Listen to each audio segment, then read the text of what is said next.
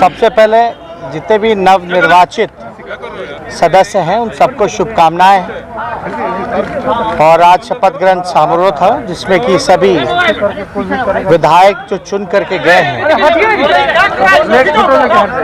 उन्होंने शपथ ली है।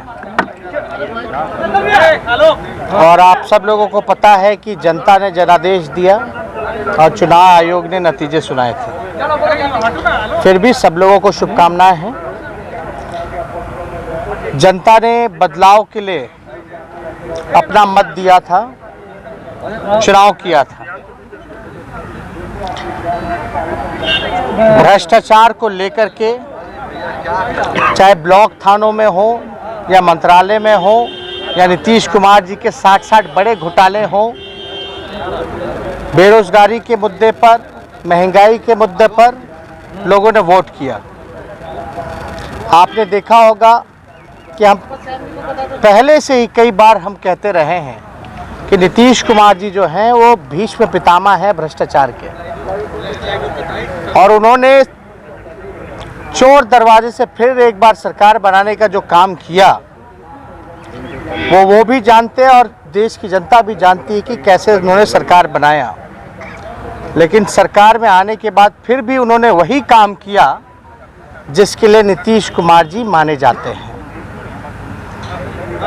60 बड़े घोटाले 15 साल में जो उन्होंने किया, और हम लोग लगातार आरोप लगाते रहे कि भीष्म पितामह भ्रष्टाचार के इसलिए हैं क्योंकि जितने भी गुनाहगार हैं, भ्रष्टाचारी हैं, उनको संरक्षण देना और बचाव करना ये नीतीश कुमार जी की पुरानी फितरत है। और आप लोगों ने देखा होगा, ये कोई मेरी बात पर तो मोहर लग रहा है जब आईएएस अधिकारी लिख कर रहे हैं चिट्ठी।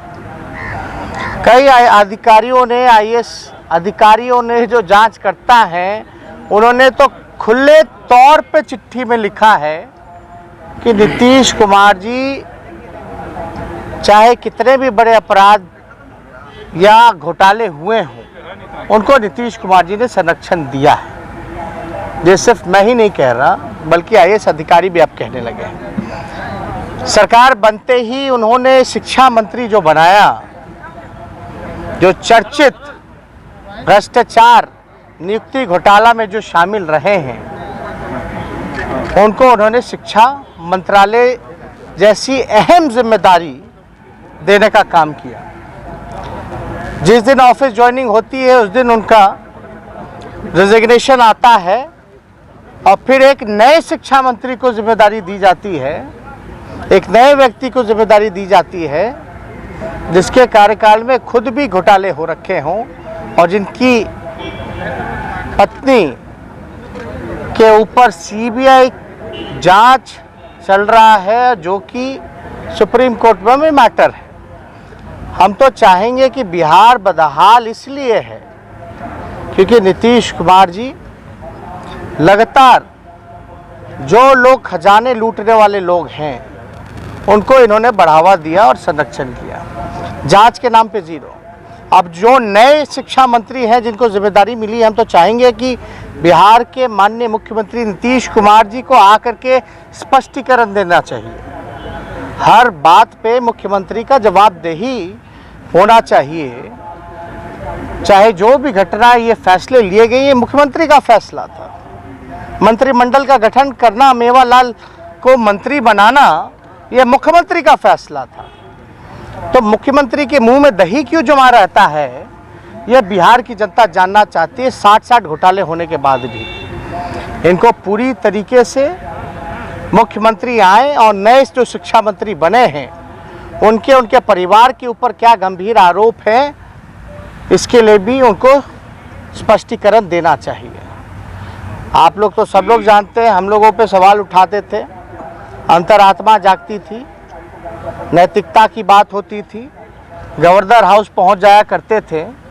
अब थोड़ी सी भी लाज शर्म नहीं बची है।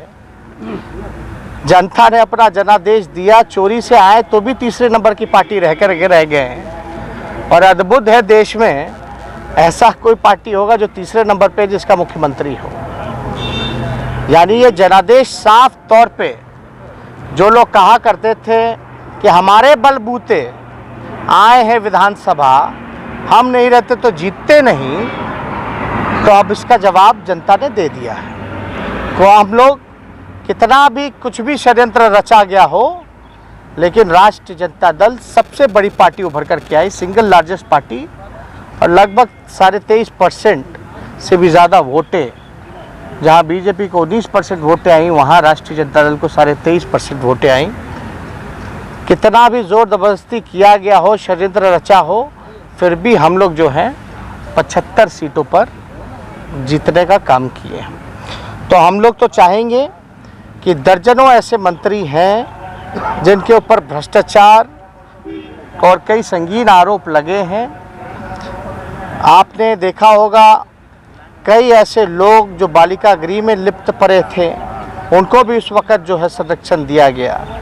हमको तो ज़्यादा कुछ नहीं कहना, सुप्रीम कोर्ट के फटकार के बावजूद भी नीतीश कुमार जी में कोई सुधार नहीं रहा, कोई लोक लज्जा नहीं बची।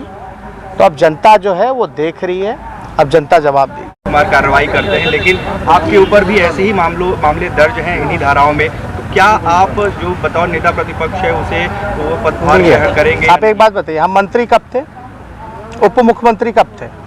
2015 से। क्या मेरा उप मुख्यमंत्री रहते हुए में कोई गंभीर आरोप लगा है? ये तो तब के पॉलिटिकल वेंडेटा राजनीतिक षड्यंत्र वाले केसेस हैं जब मेरा मूंछ नहीं था। तो ये तो जग जाहिर है ना।